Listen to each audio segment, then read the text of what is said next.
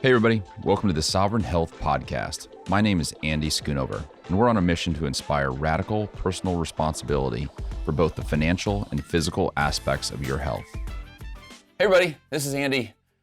We are going through a series right now called What to Do When. We get emails and texts and phone calls all the time asking us in specific situations, how do I pay if I am uninsured or a cash pay patient? And so we're going to walk through a number of different scenarios. And today we're going to talk about what to do when you go to the ER. And so let me just dispel a myth right up front. Doctors do not treat you differently if you have insurance versus if you do not have insurance in the ER. I recently spoke to, 2 weeks ago, I had lunch with an ER doc. He works in one of the largest, if not the largest ER department on the East Coast, a large city. I asked him, I said, do you know if a member or a patient has insurance? He's like, I never know if somebody has insurance other than if somebody comes in just looking for a place to sleep. He's like, at that point, I assume they don't have insurance. Otherwise, somebody who has a real health issue, I have no idea if they have insurance. I do not treat them differently. So that's number one. The second thing to do when you go into the ER room is just pay attention to your health. I mean, that's the number one thing. If you are in the ER, something is going on with your health that you just need to pay attention to. I'm just going to give you a couple small tips for you. If you are going into the ER without having health insurance, it's going to save you a bunch of money, and it will kind of set you up to succeed when you get the bills, say a month or 2 months after you leave the ER. Number one thing is that what we want you to do is don't sign the financial statement form. There's a financial responsibility and statement that you will get.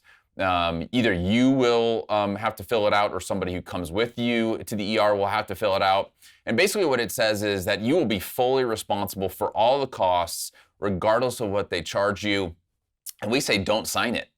We actually, if it's given to us, oftentimes it's an electronic version. It's on an iPad or something like that. We, instead of signing it on the signature line, we just say won't sign. That's the easiest thing to do. Don't sign that. They never will withhold care from you. You do not have to sign that, legally. So that's the number one. The second is that they try to bill you in the hospital. If they try to charge you in the hospital, never take that rate. They're going to say something like, if you will pay this now, we'll give you a huge discount. If you leave the hospital, we will not give you a huge discount. It's a lie. Let's call it what it is. It's a lie. We have enough evidence now that we know that's a lie. Do not pay it in the hospital. Wait until they bill you later and say this. Say, no, thank you. Please bill me later. They will always bill you later.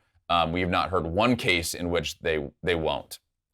So that is what you will do on the bill. The last one is when you start getting bills in the mail, just look through them.